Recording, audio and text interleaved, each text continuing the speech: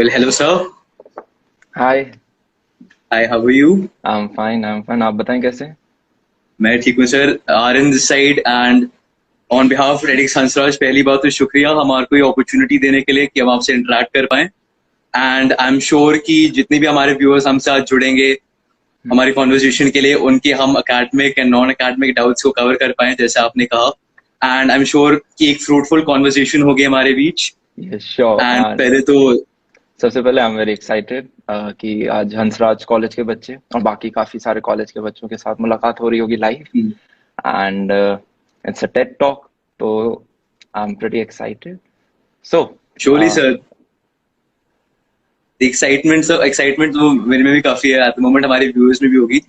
तो मुझे आपसे पूछना था कि what have you been up to during this lockdown, कि कंसिडरिंग कि हमारी करंट सिचुएशन पिछले महीने में थोड़ी अनसर्टन रह चुकी है, and except making content on YouTube, आप क्या कर रहे हैं as to keep up with what's going around?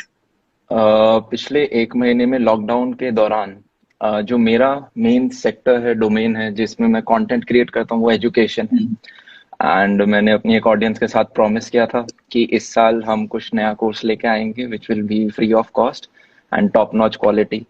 हम कोशिश कर रहे हैं एनिमेशन की एक टीम बनाने के लिए। एक डेमो प्रोटोटाइप हमने चैनल पे डाला है अपनी कक्षा पे, बच्चों को बहुत पसंद आया। अब कोशिश ये है कि एक 20-25 लोगों की एक टीम बनाई जा रही है जो कि full time animation free content ला रहे होंगे बच्चों के लिए। तो उसी में लगे पड़े, तो महीना काफी फ्रूटफुल रहा। That's it. That's well it. Sir, पहली बात तो I wish you all the best for this project, and I am sure कि आप बता रहे हैं कि it will definitely be a success. तो सिंस मूविंग बच्चे फॉरवर्ड, बनाएंगे सक्सेस बच्चों के लिए। Definitely sir. हम्म। हम being a science student myself कि I have been following you since class 11th and I've seen you कि आपकी जो growth रही है as an influencer and आपकी जो influence रही है मेरे जैसे बच्चों पर as students। बट मुझे आपसे हमेशा पूछना था कि like you have been a mentor to us as source of inspiration। आपकी लाइफ में वो source of inspiration, वो जो guiding light होता है, वो कौन रहे हैं? सबसे पहले तो शुक्रिया कि मैं आपका मेंटर आई गेस। मेंटर हर व्यक्ति का वो स्वयं होता है, या फिर आप जो 2-4 किताबें पढ़ते हो जिनसे आप कुछ सीखते हो, या सबसे बड़े मेंटर्स आपके लाइफ में होते हैं आपके पेरेंट्स जो कि आपके साथ रहते हैं, जिनसे आप छोटी छोटी चीजें सीखते हो कि लाइफ में मेरे को कैसे कोई भी चीज आगे लेके जानी है। मेरी लाइफ में भी मेरे पेरेंट्स जो हैं वो काफी एक बड़ी इंस्पिरेशन रहे। और एक बार जब हम कॉलेज के अंदर आ गए थे और ये चैनल स्टार्ट किया था, कभी सोचा नहीं था चैनल को बड़ा करेंगे। आज भी नहीं लगता बड़ा हो गया, अभी भी छोटा है बहुत, अभी बहुत आगे जाना है हमें। जो बच्चे हैं वो हमेशा एक source of inspiration and motivation रहे हैं। मैंने तो पहला वीडियो डाल दिया था, बच्चों ने कहा हमें और चाहिए, तो लगता था अरे वाह, 2 लोग देखना चाहते हैं तो और डालते हैं और डालते हैं। सो आई बिलीव बच्चे बोलते हैं I am the motivation, I feel कि they are my source of inspiration and motivation. Surely sir की आपके जो कंटेंट की बात है, मैंने आपके पर्सनली मैंने आपका चैनल इससे ज्वाइन किया था बिकॉज आपका कंटेंट डिफरेंट था। लाइक एक लोग बच्चों को मदद करने का जो भाव था वो आपके चैनल पे काफी साफ साफ क्लियरली आपने कम्युनिकेट किया था। तो that was one of the reasons कि मुझे लगा था कि दैट आपका channel is different from others. Like काफी बढ़िया रहा, थैंक मतलब यू, मेरा थैंक भी यू। एक्सपीरियंस आपके चैनल के साथ। सो मूविंग फॉरवर्ड कि आपने जो आपने जो आपको रिसेंटली आपने काफी बच्चों से इंटरेक्ट किया होगा from across India, different university से, डिफरेंट स्ट्रीम से। तो आपके अकॉर्डिंगली वो एक जो कॉमन इशू जो मोस्टली बच्चे फेस करते हैं वो क्या रहता है, एंड आप कैसे उनको उससे टैकल करने के लिए एडवाइस देते हैं? ओके। अगर हम सारे बच्चों की बात करें, चाहे स्कूल में हो या कॉलेज में हो, एक चीज जो सभी बच्चों में जो बच्चे फेस करते हैं इशू, वो ये कि there is a difference between scoring and having knowledge about a particular subject. कि अगर एग्जाम में राइट नंबर सर। लाने हैं, तो उसके लिए अलग से, जैसे I was preparing for JEE, तो हम क्या करते थे, स्कूल चले गए, स्कूल के बाद कोचिंग चले गए, कोचिंग के बाद ट्यूशन ले लिया, ट्यूशन के बाद बस। तो हम खा ज्यादा रहे थे, डाइजेस्ट कम कर रहे थे। आप ट्यूशन ज्यादा ले रहे हो, आप रिवाइज नहीं कर रहे हो। और पिछले 4 साल में जब इस चैनल के माध्यम से काफी बच्चों से मिलने का मौका मिला, मुझे पता चला कि मेन रीजन ये नहीं होता बच्चों का कम स्कोर करने का कि उनका सिलेबस कवर नहीं हो पा रहा, ये होता है कि उनका रिवीजन नहीं हो पा रहा है। और कॉलेज और भी अच्छा यस यहाँ सर। पे साथी रहा, क्योंकि मैं बोलूंगा मुझे 12वीं तक पढ़ना ही नहीं आता। इनफैक्ट किसी बच्चे को, मेजोरिटी बच्चे को 98-99% को 12वीं तक नहीं पढ़ना आता। कॉलेज जाके आपको पता चलता है ओके, नंबर लाने के लिए ऐसे पढ़ना पड़ता है। जब आप उस एक रात में पढ़ते हो, उस एक डेडलाइन में, तब आपको दिखता है ओके, सबसे पहले डेफिनेटली हमें सर। पता होना चाहिए सिलेबस क्या है, ये जो डिफाइंड चीज है उसे मुझे सबसे सरल तरीके में पहले कौन खिला सकता है, क्या मेरा दोस्त या फिर कोई यूट्यूब का कोई टीचर जो मुझे समझा दे। उसके बाद should I go for NCERT या फिर कोई नोट्स हैं जिन्हें मैं रेफर कर सकूं। अच्छा ग्रेट, मेरे नोट्स हो गए, अब मैं सीधा पीवाई क्यूज को हिट करता हूँ, मेरे नंबर आ जाएंगे। राइट, कि बजाय, और पहले हम, मुझे भी याद है 11th-12th में मैं क्या करता था, खुद ही लेजेंड बन जाते थे। ओके, एनसीईआरटी को मैं खुद समझने की कोशिश करूंगा, या फिर मैंने ट्यूशन ले लिया। तो कॉलेज उसमें काफी अच्छा मेंटर रहा। इंजीनियरिंग ने और कुछ सिखाया नहीं सिखाया, पढ़ना सिखा दिया। That's it. Definitely sir. So आपने कॉलेज लाइफ के बारे में भी बात करी कि हाउ कॉलेज लाइफ ने आपको कैसी एक मेंटर आपके रहा, आपकी कॉलेज लाइफ आपके as compare to the school life. So I have you recently graduated from NSIT. तो आप मुझे बताओ कि अपने हमारे जो व्यूअर्स हैं जो अभी अपनी 12th का बोर्ड दे चुके हैं, जो they will be transitioning into their college life, तो उनके लिए आपको अगर एक चीज बतानी होती है कि how is college life different from school life, मतलब कॉलेज लाइफ हमें क्या नया सिखाती है जो शायद स्कूल लाइफ ना सिखा पाए। आई गेस दोनों को आप कंपेयर ही नहीं कर सकते। अगर हर बच्चे की अपनी एक लाइफ होती है इंडिविजुअल, स्कूल लाइफ की बात करें तो वो उतनी हैपनिंग नहीं होती। स्पेशली अगर आप साइंस स्टूडेंट हो, आपका कोचिंग और इनमें ही टाइम निकल जाता है। बेसिकली आप मेहनत कर रहे होते हो, अपने आप को स्ट्रांग यस बना सर। रहे होते हो। अगर हम यूं बात करें कि शेप कौन करता है, तो डेफिनेटली ये कॉलेज लाइफ आपको शेप करती है। स्कूल लाइफ यहाँ है तो कॉलेज लाइफ अगले फ्लोर पे है, इधर भी नहीं, ऊपर है। टोटली सर, इस यस। बात से तो। और कॉलेज, सिर्फ कॉलेज में घुसने से लाइफ चेंज नहीं होती। आपका भी एक मन होना चाहिए कि हाँ यार, मैं सारी चीजें है ना एक्सप्लोर करके देता हूँ। राइट, मैं जाऊंगा, मैं ये भी करूंगा, मैं ये भी करूंगा, मैं ये भी करूंगा, मैं ये भी करूंगा। तो वहां पे आप नए नए लोगों से जो इंटरेक्ट होते हो, आपके पास जो वो खाली समय यस सर। बचता है, वो जो 40 सब्जेक्ट आपको 8 सेमेस्टर के अंदर मिलने वाले हैं, या आपके केस में भी काफी 6 सेमेस्टर हैं, कितने सारे सब्जेक्ट आएंगे। और आप जो मेट्रो में बैठ के बाहर लोगों के साथ घूमने जाते हो, आप कम्युनिकेट करते हो, आप बार्गेन करते हो, आप टीचर के साथ बार्गेन कर रहे हो अटेंडेंस की। राइट, आप हॉस्टल में पानी के पीछे लड़ रहे हो, खाने के पीछे लड़ रहे हो, क्वांटी के पीछे लड़ रहे हो। आ, ये सारी चीजें जो एक एक्सपीरियंस होता है वो लाजवाब होता है। And college life is college life. अगर तुम, कोई भी ट्रूली फ्रेशर सर। अभी देख रहा है, so if you have an option between being a day scholar and a hosteller, hosteller. Right, वैसे दैट्स इट। सो आज मैं काफी रिलेट कर पाऊँ इस बात से, being a second year my self, कि मुझे भी मेरे फर्स्ट ईयर में काफी नए लोगों से मिलने का मौका मिला था, जिनसे मैंने काफी नया सीखा। एज एन, आप जब यूनिवर्सिटी आते हैं आपको डिफरेंट पार्ट्स ऑफ इंडिया से लोग बच्चे मिलते हैं, उनके बारे में कुछ नया सीखने को मिलता है। वो जो एक जुनून होता है कुछ नया सीखने का, जैसे आपने बताया, वो डेफिनेटली कॉलेज लाइफ में ज्यादा आता है as compare to school life. वो तो वो तो है। यस। ऑलराइट, तो सर आपसे मुझे एक बात भी पूछनी थी कि owing to the current circumstances, जो भी हमारे बच्चे स्टूडेंट्स हैं जिन्होंने अपने रिसेंटली बोर्ड्स दिए, जो अपने एंट्रेंसेस के लिए प्रिपेयर कर रहे थे, देयर इज दिस जो भी जो माहौल बना है अनसर्टेनिटी का, उनके लिए मतलब काफी एक फीलिंग ऑफ एंजाइटी भी उनके अंदर एक बैठ चुकी है कि अब हमारे लिए एज अ स्टूडेंट आगे क्या रखा है। सो आप उनको और इसकी वजह से एक तो मोटिव जो शुरुआत में रहता था कि हाँ पढ़ेंगे, एग्जाम देना है, बढ़िया सा मोटिवेशन है, बट अब वो अनसर्टन की वजह से थोड़ी कम हो गई है। Being a student my self, थोड़ी मोटिवेशन जो कम रह गई है। तो आपके अकॉर्डिंगली क्या करना चाहिए उन बच्चों को, as an piece of advice for them जो भी इस सिचुएशन में फंसे हुए हैं। आई गेस जो जेई का बच्चा या नीट का बच्चा है, वो तो काफी खुश है। उन्हें तो 3 महीने फालतू मिल गए प्रिपरेशन के लिए। राइट, पहले आपके बोर्ड के बाद जस्ट आपका जेई एग्जाम हो जाता था, हफ्ते भर के अंदर प्रिपरेशन टाइम नहीं मिलता था। अब इस साल के जेई के बच्चे काफी ज्यादा खुश है कि यार 3 महीने फालतू, एडवांस में तो और समय। आई गेस प्रिपरेशन में काफी समय मिल गया है। बट एक जगह जहां पे बहुत बड़ा लॉस हो रहा होगा वो ये है कि आपके कॉलेज का फर्स्ट ईयर छोटा होता जा रहा है, कि आपका यस एडमिशन सर। पता नहीं कब होगा। एंड आई गेस एक सेमेस्टर की आपको लॉस होगा, वो एक सेमेस्टर जो कि काफी ज्यादा मेमोरेबल होता है। मैं उसे एग्जाम से ज्यादा इंपॉर्टेंट बोलूंगा। बाकी सीबीएसई वाले बच्चों की बात करें तो छोटे मोटे पेपर बच गए थे, बच्चे वैसे भी ज्यादा लोड नहीं ले रहे थे उनका, और अब वो चीज सॉर्ट आउट भी हो गई है। So that's it. मैंने एक चीज बहुत देखी इस लॉकडाउन के दौरान, काफी बच्चे नई चीजों में घुस रहे हैं, स्पेशली सॉफ्ट स्किल्स, जो कि बहुत इंपॉर्टेंट है। एंड आज से 4 साल पहले मैं कंपेयर करूं, कोई सॉफ्ट स्किल्स के अंदर नहीं जाता था कि भाई सोशल मीडिया क्या होता है, ठीक है, इन्फ्लुएंसर मार्केटिंग क्या होती है, आपके डिजिटल प्लेटफॉर्म्स जो हैं, graphic designing, animation, video editing.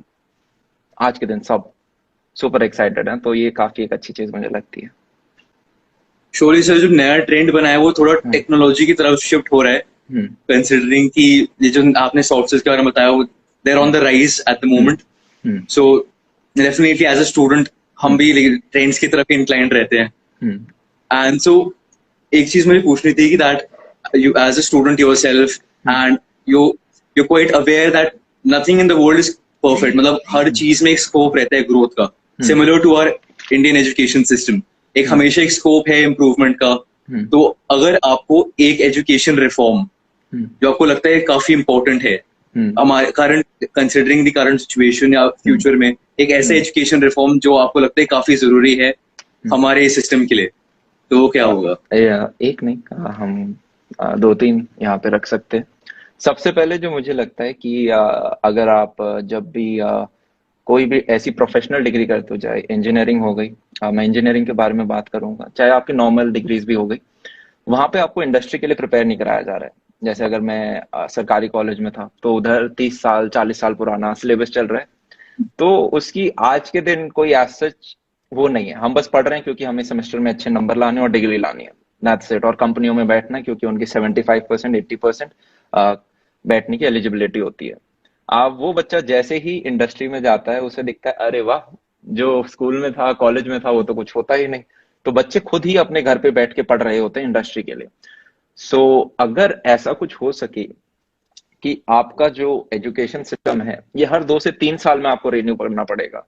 जैसे कि आप ऐसा भी नहीं कि 10 साल में रिन्यू हो, टेक्नोलॉजी हर दिन बदल रही है, राइट। पहले एंड्रॉइड था, अब सो कॉटलिन आ गया है, राइट। तो आपको भी अपना सिलेबस हर दिन पढ़ना पड़ेगा। अब आप किताबें नहीं ला सकते, तो आपको इलेक्टिव्स लाने पड़ेंगे, क्योंकि बच्चे के पास ऑप्शन है कि यार मैं ये चीज कर सकूं। और अगर हम स्कूल लेवल की बात करते हैं, जैसे कि एक छोटी सी रिसर्च हुई थी कि हर साल 0.5 to 1% नई जॉब्स आ रही हैं। जैसे कि आज से 10-15 साल पहले एंड्रॉइड डेवलपर की ऐसा कोई नीड ही नहीं थी, पर आज के दिन हर चीज में। तो सिमिलरली आज से 10 साल बाद मैं बोल सकता हूँ कि 8 से 10% नई जॉब्स होंगी, जो कि आज के दिन हमें दिख भी नहीं रही हैं। तो ऐसे में जो एक बच्चा स्कूल के अंदर है, वो किस चीज के लिए प्रिपेयर कर रहा है, उसे पता ही नहीं है कि कल को क्या होने वाला है। तो ऐसे में हमें उसकी टूल्स को स्ट्रॉन्ग करना है। जैसे वो बोलते हैं ना कि आप भाई पेड़ को काट रहे हो, तो बजाय कि आप 2 घंटे काटो, पहले आप धार तेज कर लो। सो स्कूल में हमारी वो धार तेज होनी चाहिए। कुछ सब्जेक्ट्स जैसे कि आपके मैथ्स हो गई, इंग्लिश हो गई, मुझे लगता है 10th तक का आपका जो करिकुलम वाइज अगर हम देखें एकेडमिकली, तो काफी साउंड है। आपका इंग्लिश है, आपको हिस्ट्री के बारे में पढ़ाया जाता है, आपके मैथ्स वगैरह भी हैं। कुछ चीजें ऐड यस हो सर। सकती हैं, जैसे कि पीई के पीरियड, फिजिकल एजुकेशन जो आपकी होती है, हफ्ते में एक होती है, आई गेस हर दिन होनी चाहिए। बच्चा बाहर जाए, उसे कॉम्पिटिटिवनेस आती है बंदे के अंदर कि यस आज मैं मैच खेलने जाऊंगा, आज मुझे जीतना है। स्पोर्ट्स बहुत इंपॉर्टेंट रोल प्ले करता डेफिनेटली है, सर। स्पेशली जब आप यंग होते हैं। एंड बस ये दो रिफॉर्म भी हो जाएंगे तो काफी अच्छी चीज हो जाएगी। फ्यूचर में एक रिफॉर्म जो और आ सकता है, वो काफी 10 साल बाद की सी चीज लगती है, बट ये कि मुझे ऐसा लगता है कि इंडिया के अंदर एक अच्छे कॉलेज के अंदर घुसना, या वर्ल्ड वाइड भी आप चाहे देखो, एक बहुत बड़ी चीज मान रखी है कि भाई अगर अच्छा कॉलेज नहीं मिला तो लाइफ बर्बाद हो जाएगी। और उस चक्कर में 11th 12th के बच्चे भाई कितना लोड, कितना प्रेशर, और उनके माँ बाप कितना पैसा लगाते हैं हर चीज के डेफिनेटली सर। अंदर। अगर एक ऐसा सा कुछ फनल बन सके कि यार आपको लास्ट में बनना तो इंजीनियर है, आपको लास्ट में जाना तो माइक्रोसॉफ्ट गूगल इन सब में, अगर एक ऐसी कुछ फनल बन सके कि ये लोग सीधे भी रिक्रूट करने लगे। एक ऐसी स्टडी हुई थी जहां पे यूं देखा गया था कि इन डेकेड्स, 1 से 2 डेकेड में ऐसा हो सकता है कि कॉलेजेस का उतना महत्वपूर्ण रोल ना रहे, राइट। कि अगर आपको भाई कल को गूगल में जॉब लेनी है, जैसे कि कोई भी एक पर्टिकुलर एमएनसी है, वो एक कॉलेज से निकले हुए बच्चे को पकड़ती है, जैसे कॉलेज में इंडस्ट्री की चीज ही नहीं पढ़ाई गई है, शुरुआत के 2-3 महीने उसे ट्रेनिंग दी जाती है वहां पे। तो यस सर। अगर आप जैसे अभी गूगल समर ऑफ कोड होता है, ठीक है, पर वो कॉलेज वाले बच्चों के लिए होता है। हो सकता है फ्यूचर में ऐसी और चीजें खुलें जहाँ पे 5-6 ब्रांड्स मिलके साथ में आए, अपना एक एग्जामिनेशन निकालें, और वहां पे कोडर सेलेक्ट हो और उनको कॉलेज के साथ पैरेलल, जैसे कि अभी काफी जगह होता है कि आप बीसीए कर लेते हो पर आपकी एमसीए होती है आपकी जॉब के साथ, तो ऐसा कुछ शानदार इंटीग्रेशन निकल के आ सकता है जिससे कि आप अभी कॉलेज के अंदर हो, हंसराज, राइट? बहुत अच्छा कॉलेज है, यस सर। राइट? सो कुछ नई स्किल सीख रहे हैं हम। मुझे लगता है कि आपके जो दोस्त हैं वो आपको ज्यादा चीजें सिखा रहे हैं एज कम्पेयर टू जो किताबें आप पढ़ रहे हो, या आपका डेफिनेटली जो सर। वहां पे सोसाइटीज आपको ज्यादा सिखा रही होंगी, राइट? सर डेफिनेटली इस बात से मैं एग्री करूंगा कि जब मैं कॉलेज आया था तो मेरी एक परसेप्शन थी कि किताबें हमें काफी सिखाती हैं एंड हम अपने दोस्तों से सीखते हैं, बट किताबें एक बड़ी टीचर होती है, जैसे आपने बताया। हम्म। और कॉलेज में being a part of different societies, दूसरे लोगों से इंटरेक्ट करना, वो एक रहता है, एक कंपेटिटिव नेचर भी ज्यादा रहती है कॉलेज में कि मेरा दोस्त कौन सा कोर्स कर रहा है या मेरा सीनियर क्या किस फील्ड में इंटरेस्टेड है, तो वो सब हम कलेक्ट थॉट्स रिकलेक्ट करके अपने एक शेप करते हैं। आई होप आपको भी थोड़ा रिलेटेबल लगे। हाँ, टोटली रिलेटेबल। मुझे कॉलेज लगता है कॉलेज पढ़ाई के लिए नहीं, कॉलेज आपको एक तो ये सिखा देता है कि लोड कैसे लेना है। एक दिन में सिलेबस कवर करते हो तो आप फिर डेफिनेटली सर। जिंदगी में जॉब का कोई भी डेडलाइन मीट कर सकते हो अगर आपने सेमेस्टर एग्जाम्स दिए हैं तो। और दूसरा ये आपको दोस्ती के बारे में सिखाता है। स्कूल में शायद उतनी अच्छी दोस्ती नहीं होती जो लाइफ लॉन्ग लास्ट करी, कुछ केसेस में हो जाती है, आपको एक आध दोस्त मिल जाता है, पर कॉलेज में आपको वैसे दोस्त मिलते हैं, आप हॉस्टल में उनके साथ रहते हैं। यही बस कुछ अच्छी चीजें हैं कॉलेज के बारे में जो कि that's it। Sir definitely sir, जो कॉलेज रिलेशनशिप्स होते हैं एज इन फ्रेंडशिप्स वहां बनती हैं। हम्म। आप लाइक माइंडेड लोगों से इंटरेक्ट करते हो कॉलेज में, तो hmm. Definitely you are more inclined towards उनके कि उनके साथ कनेक्शन बना के रखना है, बिकॉज वो सेम मेंटालिटी शेयर करते हैं। हम्म। तो डेफिनेटली कॉलेज लाइफ का भी अपना ही अलग एक्सपीरियंस है, जैसा आपने बताया। तो आपने अभी पहले हमें बताया था कि जो 11th 12th के बच्चे हो उन पे काफी लोड रहता है कि अकेडमिकली पढ़ना है, पढ़ते रहो, अपना जो ब्रेन है वो शार्प करो। तो आपके अकॉर्डिंग ये जो एक सेइंग है हमारे इंडियन कल्चर में कि academic success is the only factor that determines one's professional success, तो आप इस बात को, आपके व्यूज क्या है इस बात पर, जो एक स्टिग्मा सा बन रखा है? स्टिग्मा नहीं बोलेंगे, इसमें आप किसी को ब्लेम नहीं कर सकते। अगर हम जैसे अपनी इंडियन सोसाइटी देखें, राइट, अभी हम ग्रो कर रहे हैं, आने वाले टाइम में हम सुपर पावर होंगे, अभी बन रहे हैं, राइट? तो अभी अगर आप अपने आस पड़ोस देखोगे या फैमिली में भी देखोगे, हम सब मिडिल क्लास या लोअर मिडिल क्लास से हैं। तो ऐसे में हमारे पेरेंट्स के अंदर एक डर होता है कि कल को यार मेरा बच्चा भी है ना, वो अपने पैरों पे खड़ा हो जाए। और अकेडमिक रास्ते पे उन्हें यूं लगता है कि यार इस रास्ते से काफी लोगों का भला हुआ है तो मेरे बच्चों का भी हो जाएगा। हमें बस एक चीज समझनी पड़ेगी, फायदा तो डेफिनेटली हो जाएगा, पर आपका विजन कितना बड़ा है? क्या आपका फायदा यहाँ पे या आपका फायदा यहाँ पे है? तो एक सिंपल सा फंडा होता है कि किस डोमेन में कितना कंपटीशन है। यूपीएससी के पीछे भाई लाखों बच्चे भाग रहे हैं, जेई के पीछे भी लाखों बच्चे भाग रहे हैं, मेडिकल के पीछे भी लाखों बच्चे भाग रहे हैं, और मेरे को लगता है भागना भी चाहिए। पर एक बार जब आप कॉलेज के अंदर आ गए, राइट, और वो जो 4 साल है, अगर उन 4 सालों में आपने सिर्फ उन 8 सेमेस्टर या 6 सेमेस्टर की किताबें पढ़ रहे हो तो आप अपने पोटेंशियल को यूज नहीं कर रहे हो। अंडर यूटिलाइज कर। क्योंकि आज का ऐसा जमाना है जब वो 1% जॉब हर साल नहीं क्रिएट हो रही है। अगर आप उसमें सबसे पहले घुस पाते हो, जैकमा ने एक बहुत शानदार चीज कही थी कि या तो आपको सबसे पहला होना पड़ेगा किसी चीज में या आपको बेस्ट होना पड़ेगा। पहला होना आसान है, राइट? सो कॉलेज के अंदर वो चीजें ढूंढो कि क्या हो सकती हैं। एंड पेरेंट्स को एक बार आपने रेवेन्यू जनरेट करके दिखा दिया कि पापा देखो मैं इतना कमा रहा हूँ, पेरेंट्स के अंदर से वो चीज निकल जाएगी। पापा भी बोलेंगे बेटा क्या एकेडमिक्स, क्या एकेडमिक्स, ये चीज करो, इसमें आगे जाओ। बट उनके अंदर का वो डर हटे कि मेरा बच्चा खुद कुछ कर लेगा। डेफिनेटली सर, वो जो सेटिस्फैक्शन मिलेगी उन्हें भी अपने अंदर कि हाँ मेरा लड़का या लड़की सेल्फ रिलायंट हो गया, मतलब अब अपने दम पे खड़ा हो सकता है वो, तो श्योरली वो एक रीअश्योरेंस फैक्टर रहता है पेरेंट्स के लिए भी। Yes yes. वेल, सो अभी जस्ट आपने आई बिलीव अपनी कक्षा लॉन्च किया था, तो उसने काफी सक्सेस, उसको इनिशियल सक्सेस काफी मिला है। तो उस आइडिया के पीछे, मतलब जो आपकी जो इनिशिएटिव है उसके पीछे जो एक इंस्पिरेशन है, कोई आइडिया, वो क्या रहेगी जो आपकी इनिशिएटिव के पीछे थी? हम कॉलेज के अंदर बैठे थे 4th ईयर में, मैं और मेरा दोस्त अनुज, राइट, एंड हम कमरे में बैठ के सोच रहे थे कि यार एक नया चैनल बनाते हैं जो कि टोटली एजुकेशनल हो, लाइक जहाँ पे पढ़ाया जाए सीरियसली, डेडिकेटेडली। उस टाइम नहीं सोचा था एनिमेशन वगैरह कुछ डालेंगे या टॉप इंडिया के एजुकेटर्स हम लाएंगे प्लेटफॉर्म पे। हमने सोचा था कुछ रखते हैं, दो चार नाम दिमाग में आए, उसमें से एक प्यारा सा नाम आया अपनी कक्षा।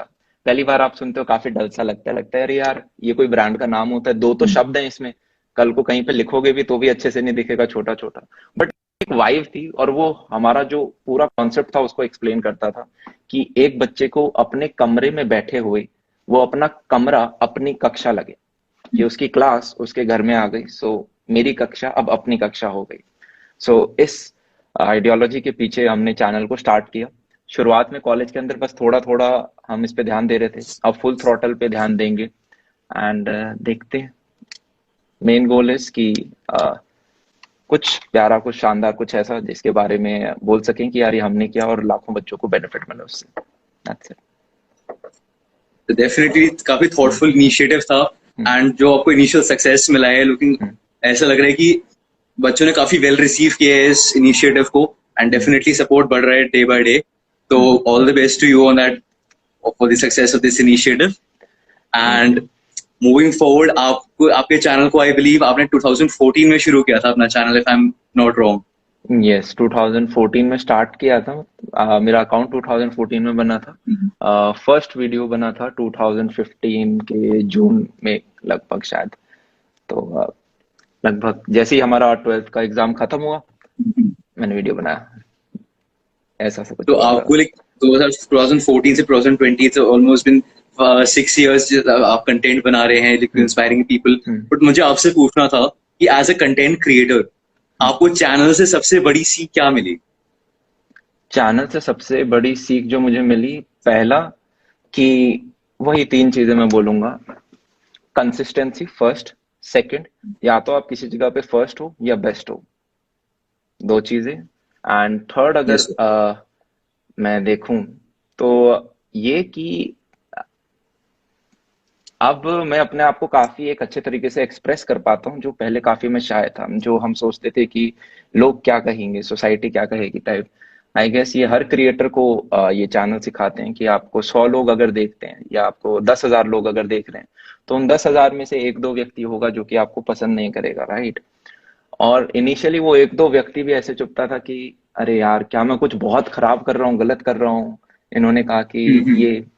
इवेंचुअली आप मेच्योर हो जाते हो, कुछ क्रिटिसिज्म होते हैं जिन पे आप काम करते हो, वो आपको डेवलप यस सर। करने में, ग्रो करने में काफी हेल्प करते हैं। आई गेस चैनल ने बहुत कुछ सिखा, ये तीन मेन चीजें रही होंगी। कंसिस्टेंसी, जो भी करो या तो उसमें बेस्ट हो या फर्स्ट हो, और दैट्स इट। चोली सर, हम्म, जो आपने भी कंसिस्टेंसी की हमें बात बताई हम्म, कि एक जो हम मिलेनियल्स हैं उनमें एक भाव रहते कि हम कंसिस्टेंट नहीं है। हम्म, मतलब हम कोई काम after a point of hmm, time वो मोटिवेशन कम रहती है, वो कम हो जाती है हमारी हम्म, जैसे। हम्म, तो आपके अकॉर्डिंगली वो कंसिस्टेंसी मेंटेन करने के लिए हम्म। हमें क्या करना चाहिए? आई बिलीव जो हम आजकल के कंसिस्टेंसी जो को बहुत स्टूडेंट्स हैं, ज्यादा। मिलेनियल्स हैं। आप जब लोगों को देखते हो, स्पेशली जिन्हें आप मानते हो कि उन्होंने लाइफ में ज्यादा कर रखा है, जैसे आप तीन चार बार बोल चुके हैं कि मैंने सक्सेस पा ली, मुझे लगता है कि अभी बहुत रास्ता पड़ा है। जैसे कि मेरे लिए आज के दिन कंसिस्टेंट होना या किसी और कंटेंट क्रिएटर के लिए कंसिस्टेंट होना मुश्किल नहीं है, राइट। क्यों? क्योंकि चार लोग तारीफ कर रहे हैं, ये एक रियलिटी है कि it's hard to be consistent when no one is clapping for you. जब आप अपने कमरे में बैठे सॉरी हो, आप सर। खुद मेहनत कर रहे हो, आपको रिजल्ट नहीं मिल रहा, या रिजल्ट दिखाई नहीं दे रहा लोगों को, ठीक है, तो कंसिस्टेंट रहना थोड़ा मुश्किल होता है। आई गेस शुरुआत के 2 3 6 महीने, साल भर की आपकी एक जर्नी होती है जहाँ पे आपको सांस रोक के मेहनत करते रहना होता है, और आप वो सांस रोक के मेहनत सिर्फ उस चीज के लिए कर सकते हो जिसके लिए आप दिल से पैशनेट हो, राइट। जिसमें आपका मेन यू ना हो कि यार मेरे को पैसा कमाना है। जैसे अगर मैं अपने चैनल की बात करूं, शुरुआत के 6 7 महीने उसे मोनेटाइजेशन ऑन ही नहीं की थी। बैक इन 2015 आपको कोई 10,000 सब्सक्राइबर नहीं चाहिए थे, राइट। फिर मम्मी को मनाने के लिए, कि मम्मी बोलती थी क्या कर रहा है, तो मैं बोलता था अरे मम्मी देखो कुछ नहीं, आज से देखो ये मोनेटाइजेशन भी ऑन हो गया। तो मैंने कहा ठीक है चल कोई नहीं। तो बस एक बार आप को रिजल्ट आज मिलने स्टार्ट हो जाते हैं, फिर कंसिस्टेंट रहने में उतनी दिक्कत नहीं होती। तो पहले 1 साल दबा के काम करो और कोई ऐसी चीज ढूंढो जो आपको अच्छी लगे। Surely, I agree with you considering कि एक बार रिजल्ट्स आना शुरू हो जाते हैं तो बंदे को अपने आप से लगता है कि हाँ वो प्रोग्रेस कर रहा है। I think progress breeds consistency, right? So हमने भी काफी सुना है एंड आई बिलीव हमारे टीचर्स भी पहले तो ये जो एक कंसेप्ट होता है एक आइडल स्टूडेंट का, वो काफी प्रीच किया करते थे कि एक आइडल स्टूडेंट बनो, सबको हम ठीक से होना चाहिए एज अ स्टूडेंट। तो do you believe in the idea of an ideal student? Ideal क्या हो स्टूडेंट, सकता है एक आइडल स्टूडेंट? देखो अगर जैसे क्लास 12 तक की बात करें तो मुझे अभी भी याद है कि मैं वो बच्चा होता था जो कि आप आइडियल स्टूडेंट बोल सकते हो। गाय बच्चे नहीं होते क्लास के जो फ्रंट बेंच पे आके बैठ जाएंगे, वो बच्चा जिससे मैम आके पूछती है लास्ट क्लास में क्या पढ़ाया था, राइट? तो मैं वो बच्चा हुआ करता था, ज्यादा बात बात करते नहीं थे। डीपीएस आगे पर हम स्कूल था मेरा, तो वहाँ काफी ओपन बच्चे होते हैं, मैं काफी शाय था तो मैं वैसे ही आगे बैठ जाता था क्योंकि पीछे मुड़ना नहीं पड़ता था, बात नहीं करनी थी किसी से। कॉलेज में आके आई गेस अगर आइडियल का कोई जस्ट कुछ ऑपोजिट वर्ड होगा, नॉन आइडियल, तो मैं वो बच्चा था। प्रोफेसर्स के साथ मेरी बिल्कुल नहीं बनती थी क्योंकि मैं लास्ट बेंच पे सोता था, तो मेरे को रात को काम करना होता तो लास्ट बेंच पे सो जाओ। डीन से भी मेरी लड़ाई हो रखी थी। आई गेस उन्होंने होली की छुट्टी नहीं दे रहे थे या हॉस्टल में कुछ रहने नहीं दे रहे थे, and I went to her office और मैंने कहा आप दे रहे हो या मैं लाइव जाऊं यूट्यूब पे। और वो कितनी चाइल्डिश सी चीज थी। बट ठीक है, हमने सेकेंड ईयर भी किया था। हमने बंक मारे थे। बंक तो बहुत नॉर्मल चीज थी, हमने एक प्रैक्टिकल एग्जाम बंक मार दिया था पूरी क्लास ने, तो आपका एग्जाम आगे शिफ्ट हो गया था। और तो मुझे लगता है आइडियल बहुत ज्यादा हाइपर कर रखा है। आइडियल वाइडियल कुछ नहीं होता यार, तुम्हारे गोल है पढ़ना है, स्कूल में नंबर लेके आना है, राइट? Surely chill sir. रहो थोड़े। आइडियल कुछ नहीं होता। मैं तो इनफैक्ट बोलूंगा जो मैं 12th में था थोड़ा खुलता, दो चार लोगों से वैसे बात करने की जरूरत नहीं है ऐसे, बट ठीक है थोड़ा और खुल के आप रह सकते थे। 12वीं तक यार दबा के मेहनत करो, पॉइंट ये है। ठीक है, कॉलेज है मस्ती के लिए, वहां पे अपन मस्ती करेंगे, बहुत अच्छी दबा के मस्ती करेंगे, एक्सप्लोर करेंगे, राइट? हर चीज का एक समय होता है, समय को आपको समझना जरूरी है, right? Time is everything, it's the biggest luxury. So that's it, that's it. Alright. So sir, since हमारे जो मेजर व्यूअर्स हैं वो स्टूडेंट्स हैं, तो बेसिकली उनके लिए एक ऐसी आपके अकॉर्डिंगली उनके लिए सबसे इम्पोर्टेंट चीज क्या होनी चाहिए एट द मोमेंट? एक जो थी एट द मोमेंट सबसे इम्पोर्टेंट चीज उनके लिए जिसपे वो उनको फोकस करना चाहिए। जैसे हमारे क्लास 11 12 में तो आपने बताया कि कंप्लीट फोकस पढ़ाई पे होना चाहिए, बट कंसिडरिंग कि अब बच्चा 12th पास कर चुका है एंड जो अच्छा, बीच में वो 12th फेस पास होता कर है चुका है आपका, वो, ओके ग्रेट। ठीक है, तो तो हर उनके लिए फेज के सबसे बच्चे के इम्पोर्टेंट चीज लिए क्या होनी चाहिए?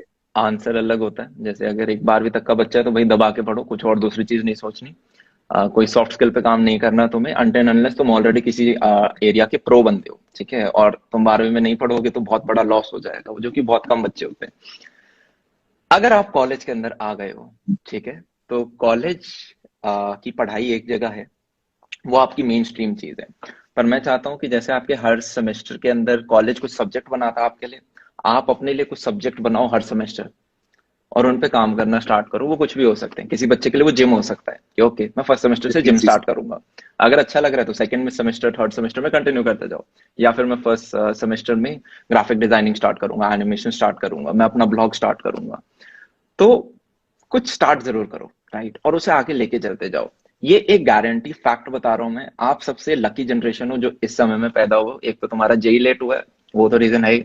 साथ में कि आपके पास अपॉर्चुनिटी का मतलब ब्रह्मांड सा है। आप कोई भी एक स्किल पकड़ो सॉफ्ट स्किल में, यस सर। उसे 3 4 साल के लिए करते रहो। एक ब्रह्मास्त्र है मार्केट में आज के दिन जो कि है सोशल मीडिया, उसको साथ में लेके चलो एंड डेफिनेटली बहुत तगड़े रिजल्ट आएंगे। दिन का चाहे आप एक एक दो दो घंटा भी लगाएंगे, वो जब 4 साल में कंपाउंड होता है, ऐड होता है, तो इतना सा ही फर्क होता है यार। बस आपको थोड़ी सी करेज दिखानी है। विंस्टन चर्चिल का एक बहुत फेमस कोट है जो कि मैं हर जगह बोलता हूँ। वो प्रेसिड आपके प्राइम मिनिस्टर थे ब्रिटेन के, वर्ल्ड वॉर 2 के दौरान जब जर्मनी ने अटैक कर दिया था, तो यस जो सर। फ्रांस था उसने सरेंडर कर दिया था। और उस बंदे ने कहा कि यार हम सरेंडर नहीं करेंगे, हम गलियों में लड़ेंगे, हम हार जाएंगे, हम रूल कर लेना। हम डेफिनेटली सर। आखिर तक जर्मनी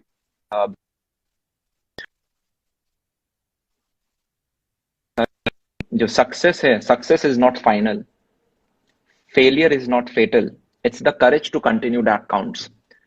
तो थोड़ी सी करेज रखें, डेफिनेटली सर। कंटिन्यू करते रहे, कंसिस्टेंट रहे, डेफिनेटली रिजल्ट मिलेंगे।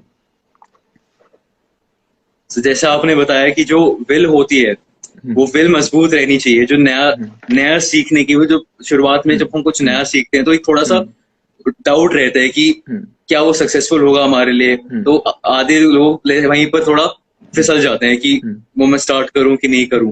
बट अगर वो एक जो पहला स्टेप इंपॉर्टेंट है, I believe, towards something new, and वो जो हम्म, करेज है टू, जैसा आपने बताया, to the will to continue, is that hmm, what matters, hmm, right? Yes. तो सर, आपसे एक और चीज पूछनी है, संत हमारे व्यूअर्स लाइक रिपीटेडली पूछ रहे हैं कि जो स्ट्रेस होता है, ये जो स्कूल और कॉलेज लाइफ में जो एडेड स्ट्रेस होता है, मतलब जैसे जैसे बच्चा आगे प्रोग्रेस करता है एकेडमिकली या प्रोफेशनली, तो उस पर लोड बढ़ता जाता है, वो बर्डन बढ़ता जाता है। हम्म, और उस बर्डन इज लाइक, जितना बर्डन बढ़ता है उतना ही उस पर स्ट्रेस भी बढ़ता है। तो हम्म, उस स्ट्रेस से वो कैसे, वो उसको कैसे हैंडल करे, मतलब इफेक्टिवली कैसे हैंडल कर सकता है वो, I believe, okay, as a student, as a professional. ठीक है। आई गेस स्ट्रेस जो एक चीज है, काफी बार तो एक्सपेक्टेशन से आती है, कि आपसे एक्सपेक्टेशंस बहुत ज्यादा रखी जाती हैं। काफी बार होता है कि आप वेंट आउट नहीं कर पाते हो, जैसे कि एक सीपीयू को वेंट आउट करना होता है, आप वेंट आउट नहीं कर पा रहे हो। बात करें एक्सपेक्टेशन की, जैसे कोई भी यार कॉम्पिटेटिव एग्जाम है, उसे यूं मत सोचो कि वो आपका लाइफ डिसाइड करने वाला है, उसे यूं सोचो कि वो एक परीक्षा है जो कि देख रहा है कि क्या आप टूटते हो या आप उसे तोड़ते हो। ठीक है। जैसे लोग जिम जाते हैं अपनी मसल्स बढ़ाने के लिए, तुम बेसिकली, हम एंट्रेंस एग्जाम दे रहे हैं ये देखने के लिए कि हम कितना किसी ऐसी चीज में जिसमें मन भी नहीं लग रहा है घुस सकते हैं और उसे क्रैक कर सकते हैं। तो अपना बेस्ट दो और उसके बाद रिजल्ट की ज्यादा अपेक्षा ना रखो। ट्रस्ट मी, अपने सराउंडिंग में अगर आप देखोगे तो वो व्यक्ति जो कि बहुत ज्यादा लाइफ में फाइनेंशियली अच्छा कर रहे हैं, शायद वो इंजीनियर और डॉक्टर हैं भी नहीं। ठीक है। तो ये है, 11वीं 12वीं में लगता है आपके चारों तरफ कोचिंग इंस्टीट्यूट्स होते हैं, IIT JEE, IIT JEE, IIT JEE, या टॉप कॉलेजेस। यस, उनका डेफिनेटली एक बहुत अच्छा रोल है, पर टॉप कॉलेजेस तो सिर्फ 10,000 20,000 बच्चों को मिलेंगे, 50,000 को मिल जाएंगे। डेफिनेटली। तो बाकी बच्चे क्या फिर घर पे बैठेंगे? वो भी बहुत अच्छा उखाड़ते हैं। तो आपको मार्केट की नीड डिमांड थोड़ी समझनी पड़ेगी, बाहर जाओ, एक्सप्लोर करो, भरा पड़ा है, समुंदर है, दैट्स इट। डेफिनेटली कमरे सर। में कमरे में बैठे बैठे कुछ नहीं मिलेगा, आ, दूसरों को देख के कुछ नहीं मिलेगा, आपको कुछ आज ही स्टार्ट करना पड़ेगा। एक और famous quote, do it now, do it now. जो भी आप सोच रहे हो, तुम्हें 4 साल बाद अपनी एक कंपनी खड़ी करनी है, तो वो कंपनी खड़ी करने के लिए आज आज क्या कर सकते हो? आज मैं कंपनी रजिस्टर करा सकता हूँ, तो वो चीज करो, राइट? या आज मैं कुछ चार्ट बना सकता हूँ, आज मैं कुछ किसी के साथ कोलैबोरेट कर सकता हूँ। आज क्या कर सकते हो? अगर आज कुछ नहीं कर रहे हो तो वो 4 साल वाली चीज नहीं होगी। Surely sir. तो वही है कि साहब ने बताया कि बहुत नया चीज एक्सप्लोर करने के लिए हमारे पास बहुत चीजें हो रहती हैं, बस वो विल होनी चाहिए एक्सप्लोर करने की, कि हम्म, एटलीस्ट कुछ नया सीखने को मिले। हम्म, वो जो होती है ना कि एक पैशन की, कुछ नया सीखने को मिले, that is important, hmm, right? आपसे एक और चीज पूछनी थी मुझे कि हम्म, आप एज अ स्टूडेंट, एक स्टूडेंट भी रह चुके हो, एंड नाउ यूर, आप एक टीचर, एक मेंटर भी रह चुके हो। हम्म। तो personally which role do you prefer, as a student और एज अ टीचर? कॉलेज में मैं एक अच्छा स्टूडेंट नहीं था, स्कूल में मैं एक अच्छा स्टूडेंट था। टीचिंग में मुझे बहुत मजा आ रहा है। तो इनफैक्ट मैं बोलता हूँ टीचर स्टूडेंट भी है, क्योंकि आप कोई भी चीज में जब एक बहुत डेप्थ तक जाते हो तो आप खुद को एक स्टूडेंट बनना पड़ता है, राइट? आप खुद को पहले पढ़ाते हो, वो चीज आपको अच्छा लगता है, फिर आप बच्चों के साथ शेयर करते हो। सो आई बिलीव ये सेकंड वाला पार्ट काफी अच्छा रहा। और जब मैं स्टूडेंट था तो कॉलेज में मेरी कुछ मेमोरीज थी जो मेरे दोस्तों के साथ बनी थी, या फिर इस जर्नी ने बनाई। वो वाला फेज मुझे बहुत अच्छा लगा, वो फेज इनफैक्ट आज भी कंटिन्यू हो रहा है। तो मुझे एज अ टीचर अच्छा लग रहा है, क्योंकि मैं अपने बच्चों के साथ जब बात करता हूँ तो हम टीचर और स्टूडेंट नहीं होते, हम सारे दोस्त होते हैं। हम ऐसी बात करते हैं डेफिनेटली। जैसे कि एक नॉर्मल दो दोस्त बात करते हैं, बस एक को फिजिक्स ज्यादा अच्छी आती है, that's it. Definitely sir. So since हमारे काफी जो व्यूअर्स हैं अभी जो हमसे जुड़े हुए हैं वो कॉलेज से भी हैं, तो मैं आपसे पूछना चाहता था कि आपका एक ऐसा कॉलेज एक्सपीरियंस जो आपके लिए काफी इंस्पायरिंग रहा हो, जो आपको टिल दिस डे याद हो, जो आपने कुछ नया सीखा हो उससे, एक ऐसा कॉलेज एक्सपीरियंस आप शेयर कर सकते हो तो? एक्सपीरियंसेस कॉलेज में बहुत हैं। इंस्पायरिंग,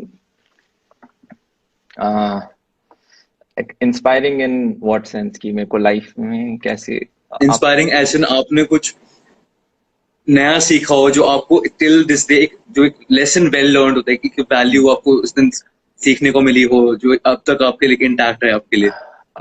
एक एक लेसन था जो कि इस जर्नी से रिलेटेड नहीं, बाकियों के लिए भी काफी इंपॉर्टेंट हो सकता है। वो ये कि आप कॉलेज में जाते हो तो मुझे बाइक्स का बहुत ज्यादा शौक था, राइट। तो मैंने That's ले great, ली sir. थी बाइक फर्स्ट सेमेस्टर में ही। घर में थी, मैंने कहा मैं लेके जा रहा हूँ तो बाइक ली और हम चले गए। अब आप अपने दोस्तों के साथ इधर उधर घूमते हो। एक दिन ऐसा हुआ, हमारे एक सीनियर थे थर्ड ईयर में, और न्यूज आई कि 4 लोग थे, वो कहीं जा रहे थे मोरथल वगैरह, उनकी गाड़ी बहुत तेज थी और वो चीज आपका एक्सीडेंट हो गई, गाड़ी पलट गई। सो हमारे कॉलेज के उस दिन मतलब वो फिर नहीं रहे। तो पता चला कि ये जो न्यूज़पेपर में चीजें आती हैं रियलिटी होती हैं, ठीक है। तो वो एक ऐसा समय था जब बाइक वापस घर में दे दी, ठीक है, और काफी एक अच्छा डिसीजन रहा। आप यंग यंग आते हो, आपका लाइसेंस बना होता है, आप भी सोचते हो अरे वाह जिंदगी के मजे तो अब करेंगे, राइट। और आप मजे करने जाते हो। काफी बार कुछ ऐसी चीजें हो जाती हैं जिनके जो अफेक्ट हैं सिर्फ आप पे नहीं, आपकी फैमिली पे भी बहुत रहेंगे और लाइफ लॉन्ग आपको परेशान करेंगे। तो खून थोड़ा गर्म है, पर दिमाग को ठंडा रख के सारी चीजें करनी है। That's it, that's it. Surely sir, that definitely कुछ इंस्पायरिंग हमारे व्यूअर्स को भी लगा होगा ये सुनकर। So before we come to the end of our conversation, मैं आपसे एक चीज पूछना चाहता हूँ कि ये क्राउड ने भी आपसे रिसेंटली पूछा है कि जो बच्चे रिसेंटली 12th पास की है, जो कॉलेज में जा रहे हैं, जो तो कॉलेज में हैं अभी करंटली, तो उनको जो होता है एक सोर्स ऑफ इनकम जो सेल्फ नए जनरेशन का है कि सेल्फ रिलायंट बनना है, इनकम तो इनकम आनी चाहिए एंड पेरेंट्स को भी थोड़ी सेटिस्फैक्शन मिले कि हाँ बच्चा वेल सेटल्ड है वो। तो एज अ कॉलेज स्टूडेंट हम what are the different sources of income, मतलब हम इनकम कैसे जनरेट कर सकते हैं आपके accordingly, how in the right direction that is? देखो, आई वुड से इनकम के पीछे मत भागो, पहले एक स्किल क्रिएट कर लो। क्या आज के दिन आपके पास कोई ऐसी स्किल है जिसके लिए आपको कोई 5-10 हजार रुपए दे दे? अगर नहीं है तो पहले स्किल सीखते हैं। तो जैसे अगर हम स्किल सीखेंगे, अब उसके बाद थोड़ा सा पेशेंट रहना है, क्योंकि आपको मार्केट में वैल्यू एकदम से अच्छी नहीं मिलेगी। शुरुआत की आपकी जो सैलरी होगी वो 5-10 हजार ही होगी अगर आप फर्स्ट ईयर में हो तो, मेजोरिटी केसेस के अंदर। उसके बाद साथ में मैं चाहता हूँ कि आपकी प्रेजेंस सोशल मीडिया पे भी हो, कि भाई अगर आप एक आर्टिस्ट हो तो आपका आर्ट सोशल मीडिया पे दिखे, चाहे आप उसका एक टाइम लैप्स दिखाओ, चाहे आप लोगों को सिखाओ आप कैसे बनाते हो, राइट। आपका एक इंस्टाग्राम हैंडल होना चाहिए, आपका एक फेसबुक पेज होना चाहिए, आपका एक यूट्यूब पेज होना चाहिए। आप कुछ भी कर रहे हो, आप इन्फ्लुएंसर मार्केटिंग के अंदर हो तब भी रखो, आप ग्राफिक डिजाइनर हो तब भी आपका एक सोशल मीडिया हैंडल होना चाहिए, आपकी एक वेबसाइट होनी चाहिए जहाँ पे आपका पोर्टफोलियो दिखाई दे रहा हो। ये कुछ चीजें हैं जो कि सिर्फ एक साल नहीं, आपको 3-4 साल करोगे कॉलेज के पूरे साथ दौरान, तब आपको दिखेगा कि 2 साल बाद अरे वाह यार ये तो एक सोर्स ऑफ रेवेन्यू भी बन सकता है। आप किसी चीज को 2 साल करोगे तब आपको पता चलेगा कि क्या ये सेल्फ सस्टेनेबल है, या अगर मैं इसे अपनी लाइफ की मेन चीज बनाता हूं तो क्या इससे एक रेवेन्यू फनल हम बना सकते हैं, क्या पेरेंट्स सेटिस्फाई हो जाएंगे, राइट। तो पहले उसमें जान डालो, पैसे के पीछे मत भागो कि किस सेक्टर में पैसा कितना है। ये देखो आपको क्या चीज आती है या आप क्या चीज सीखना चाहते हो। अगर आप उस चीज में टॉप पे पहुंच गए, आपकी वैल्यू है। Definitely so. तो बेसिकली किसी भी स्टूडेंट को एक स्किल सीखनी चाहिए जिसकी जो उसे अच्छे से आती हो, जिसकी और वो मार्केट में आज स्किल की स्टार्ट करनी पड़ेगी। आप ऐसा नहीं सोच सकते कि मैं अगले महीने स्टार्ट करूंगा, नहीं, आज कुछ तो सीखो उसके बारे में, मतलब कुछ चाहे 5 मिनट करो पर कुछ करो। तो डेफिनेटली एक स्किल आनी काफी इंपॉर्टेंट है, whether it be in any field, जो फील्ड में इंटरेस्ट करे उसमें एक स्किल आनी इंपॉर्टेंट है एंड उसकी एक मार्केट में एक वैल्यू फिर हम अब खुद जनरेट करें। एंड आपने जैसे बताया कि पेशेंस इज क्रूशियल, जो हम जो इंस्टेंट रिजल्ट्स को एक्सपेक्ट करते हैं कि इंस्टेंटली पैसा आएगा, रिजल्ट आ जाएंगे, वो एक्सपेक्टेशंस नहीं रखनी है एंड बस लगे रहना है, राइट। यूं देखो कि क्या मेरी स्किल स्ट्रांग हो रही है। शोली से जो प्रोग्रेस इंपॉर्टेंट है, हाँ वो इम्पोर्टेंट है। पैसा आ जाएगा, पैसे कमाने के लिए पूरी जिंदगी पड़ी है, मतलब 18 के हो 20-21 तक रुक जाओ तब भी 40-50 साल होंगे पैसे कमाने के लिए। 2-3 साल स्किल्स पे काम करते हैं। Surely, sir. So, with this, we shall be coming to the conclusion of our conversation. तो I hope हमारे जितने भी viewers आज अमन सर के साथ उन्होंने ज्वाइन किया तो उन्हें कुछ नया सीखने को मिला हो एंड डेफिनेटली थोड़े मोटिवेशन भी उन्हें मिली हो एंड I hope कि आपके जितने भी जो बेसिक डाउट्स थे रिगार्डिंग दी करंट सिचुएशन वो थोड़े क्लियर हुए हो. एंड डेफिनेटली सर पर्सनली भी काफी enriching experience रहा मेरे लिए भी आपसे बात कर. And on behalf of TEDx Hansraj, I wish you all the best for your future projects, and I hope you continue inspiring people like you do. And before we depart, so what is your parting piece of advice for our viewers? जो आप उनसे like share करना चाहते हैं before we depart? देखो यार, एक life है, ज्यादा लोड नहीं लेना है, पर फोड़ते रहना है साथ में, ठीक है. सोसाइटी ने कुछ रूल्स बना रखे हैं, जरूरी नहीं आप सारे फॉलो करो, थोड़ा खुद रिसर्च करो, आपको जो चीज लॉजिकल लगती है वैसे अपनी लाइफ को आगे लेके जाओ. एंड जिंदगी में एक लैला जरूरी है, और वो लैला शुरुआत में आपका काम हो, कोई ऐसा काम जिसके लिए आप अपना पूरा जीवन डिवोट कर सको कि यार ठीक है, मैंने अपनी जिंदगी इस चीज को दे दी एंड ये चीज वर्थ इट है, राइट. ऐसी अगर एक लैला मिल जाए तो एक रोमांटिक स्टोरी हमारी बन सकती है. एट द एंड हम अपनी किताब के ऑथर होते हैं, हमें अपने हर चैप्टर में क्या चाहिए. आपका एक बचपन का चैप्टर जा चुका है, एक स्कूल का चैप्टर भी जा चुका है, एक कॉलेज वाला चैप्टर स्टार्ट होने वाला है. इस कॉलेज वाले चैप्टर को मजेदार बनाओ कि कल को 60 साल की उम्र में जब आप अपनी किताब वापस पढ़ रहे हो तो आपको लगे कि वाह यार, बंदा तो मस्त था. So that's it. काफी एक अच्छा एक्सपीरियंस रहा, and thank you for the opportunity कि मैं आज हंसराज के कॉलेज के बच्चों से या बाकी जितने भी यहाँ पे बच्चे हैं उनसे मुलाकात करने का, बात करने का मौका मिला. So great sir, definitely it was a great experience हमारे लिए भी, एंड आई एम श्योर हमारे व्यूअर्स ने भी अप्रिशिएट करेंगे कि आपने उनसे इंटरेक्ट किया एंड हमारे through. And I hope we see you creating new content, inspirational content on YouTube and other platforms as well. So we wish you all the very best as we come to the end of our conversation with one and only Aman Thatarwal. And all right, it was a great experience talking to you, sir. Bye, take care. All right, stay safe, sir. Bye, take care. Bye everyone. See ya. Take care. Have a good day.